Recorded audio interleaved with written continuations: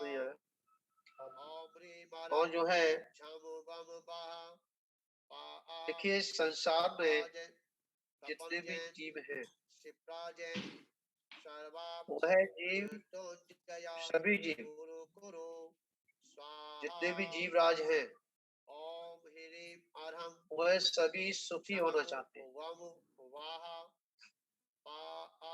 और सुखी होने के प्रयत्न भी करते हैं और इतना है कि वह उनकी दृष्टि समदृष्टि न होने के कारण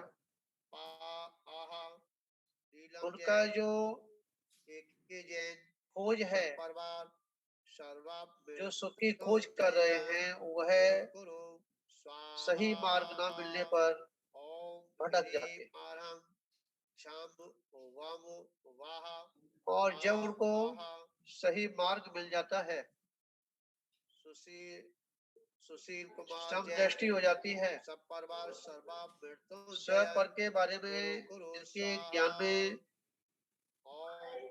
श्रद्धा का विषय बन जाता है तो वैसे जीव निकट अपना कल्याण करके और मोक्ष सुख की प्राप्ति कर लेते हैं। हम जो है शरीर को और मानना भी चाहिए क्योंकि आत्मा को ही शरीर मिला है और जिस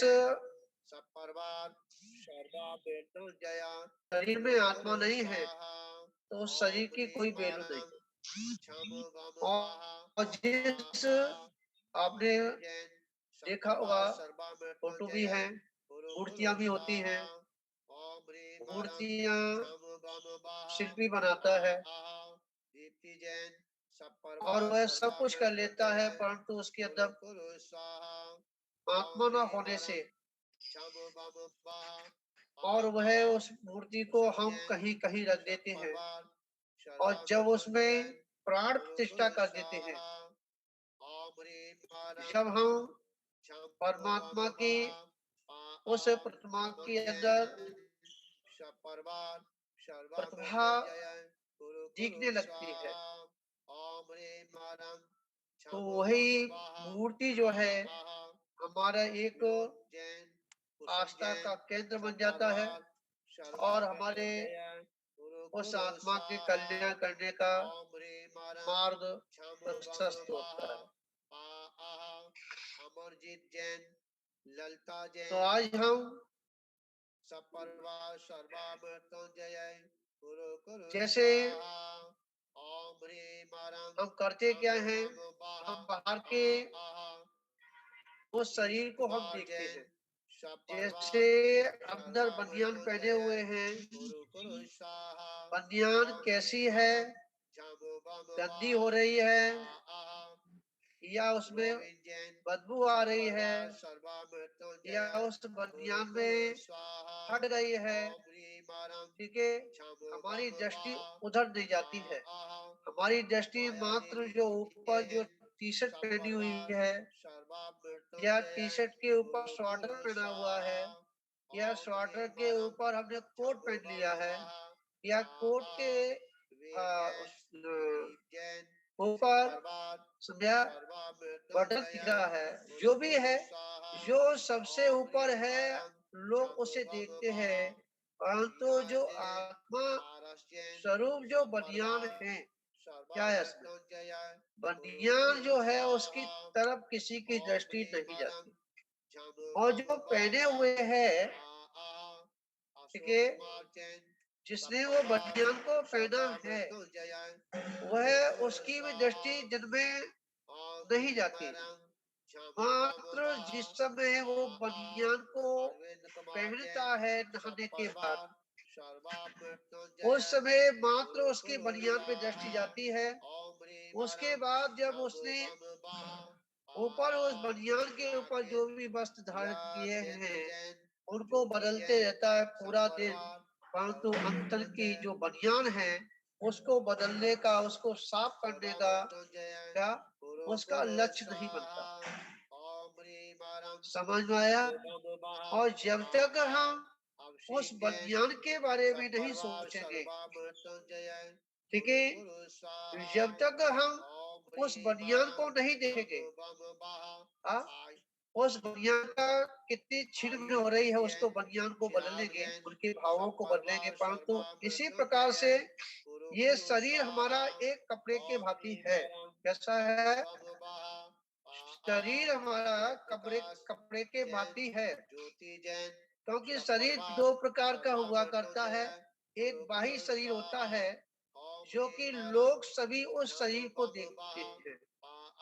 एक अंतरंग शरीर होता है, जो कि सब लोग नहीं देख पाते। कुछ डॉक्टर हुआ करते हैं, ठीक है, उस डॉक्टर जो है अपने उस मशीनरी के द्वारा उस शरीर को देखते हैं। परंतु उस शरीर जो अंतरंग जो शरीर है, जहाँ आपका हार्ट है, किडनी है, ठीक है, लीवर है, ठीक है, या और भी आपके शरीर में बहुत सी वस्तुएं हैं, वो उसी शरीर से संबंधित है।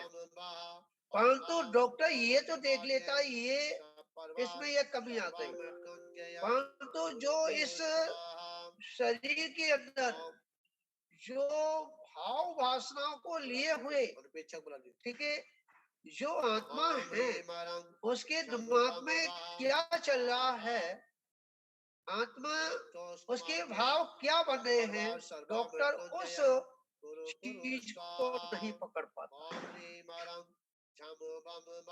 सुशीला जी, डॉक्टर उसको नहीं पकड़ पाता है, ठीक है। इसको पकड़ने के लिए वह डॉक्टर चाहिए जिन्होंने उस आत्मा के अंतरंग का, जिन्होंने क्या अंतरंग के बारे में जिन्होंने सब कुछ जान लिया है, समझ लिया है। वो डॉक्टर कौन है? हमारे बीतरागी। कौन है? हमारे बीतरागी। हम जितने जितने हम ध्यान में जाएंगे, जितने जितने हम अंतरंग की ओर उतरेंगे, तो हम अपने अंतरंग के भावों को भी पहचानते हैं, और सामने वाला व्यक्ति आया है उसको भी भावों को हम जान सकते हैं। जो बीतरागी होते हैं वो अपने भावों को भी जानते हैं, और जो उनके संपर्क में आता है उनके भावों को भी जान लेते हैं, मतलब उनके मन की बात को जान लेते हैं, ठीक है। मन पर ज्ञान उनको हो जाता है, और जब वह अपने आत्मा को क्या सर्वार्थ सब कुछ जान लेते हैं, तो तीनों लोग उनके ज्ञान में क्या झलकने लगते हैं। तो बंधुओं, आज हम उस ध्यान के माध्यम से हम अंतरंग के जो भाव है, तो उनको डॉक्टर भी नहीं पकड़ सकता। समझा? डॉक्टर के पास भी ऐसी पढ़ाई नहीं कि वह उसको पकड़ सके, उन भावों को जान सके कि इसके अंदर क्या चल रहा है। समझा? उसके बारे में स्वयं जान सकता है, स्वयं ही समझ सकता है, और स्वयं को समझने के लिए उसे अंतरंग में जाना होगा। जब तक वह अपने अंतरंग में नहीं जाएगा, जब तक स्वयं के भाव भी वह नहीं पकड़ सकता। समझा? ठीक है, क्योंकि उसकी दृष्टि अभी अनादिकाल से क्या उसकी पर्याय पे जा रही है, परंतु ये पर्याय किस निमित्त से आ रही है, कहाँ से आ रही है, ये कर्म का बंधन क्यों हो रहा है, इस कर्म के बंधन को करने वाला है कौन? जब तक ध्यान में ये नहीं आएगी, जब तक वह अपने भावों को क्या नहीं पकड़ सकता, अपने भावों को नहीं समझ सकता है। इसलिए आचार्य भगवंत कहते हैं कि सबसे पहले ध्यान करो। क्या करो? जो ध्यान के साथ में जो अध्ययन किया जाता है, क्या किया जाता है? ध्यान के साथ में जो अध्ययन किया जाता है, वह अध्ययन हमेशा के लिए अपने दिमाग के उस कंप्यूटर में जाकर के क्या फिट हो जाता है, और वह कभी उसके दिमाग से वह चीज निकलती नहीं है। समझा?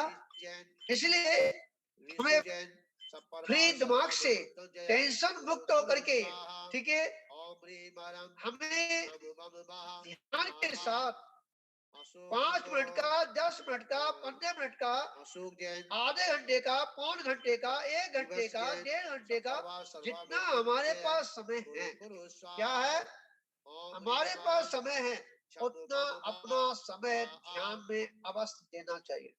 हम ध्यान हर चीज का कर सकते हैं, हम व्यापार का भी ध्यान कर सकते हैं। समझ में आया?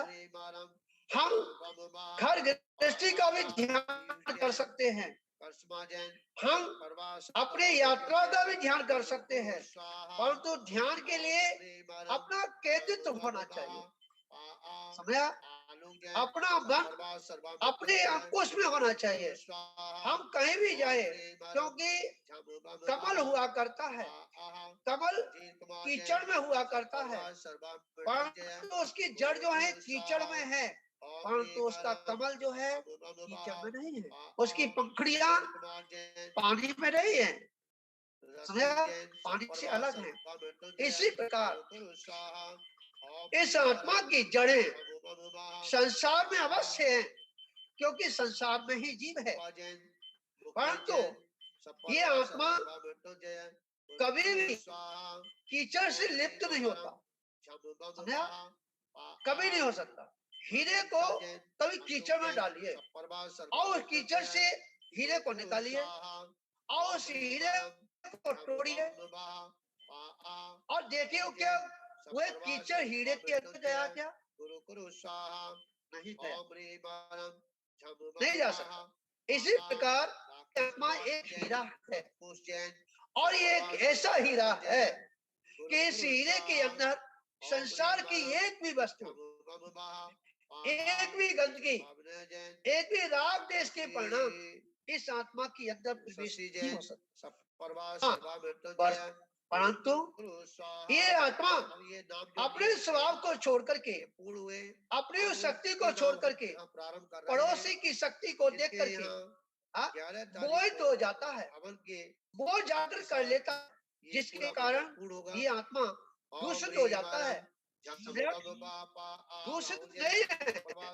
ये शराबी के पास बैठने से लोग पड़ोसी में बैठा दूध पी रहा है और उससे भी शराब पी रहा है, क्योंकि शराबी की बगल में बैठा है। इसी प्रकार ये आत्मा ये संसारी शरीर के साथ में बैठा हुआ है। लोग उसे शराबी कहते हैं, उसे विषयी कहते हैं, परंतु जो ज्ञानी होते हैं उस आत्मा को विषयी नहीं, उसे ज्ञानात्मयी आत्मा कहते हैं। बंधुओं, तो आप समझिए, हमें ध्यान के माध्यम से अपनी उस बुद्धि को विकसित करें। समझा?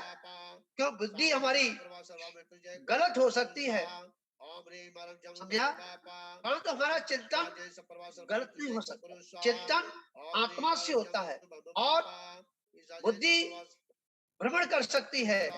बुद्धि एक अलग है, आपको संसार की ओर भी ले जा सकती है, आपको भटका भी सकती है, और जब उसका मन के द्वारा जब उसका कनेक्शन जब आत्मा से जुड़ जाता है, वही बुद्धि उस बुद्धित्व को प्राप्त कर लेती है। इसी मंगल भावना के साथ सभी को मेरा आशीर्वाद कि आपका जीवन मंगल में हो, आनंद में हो। भगवान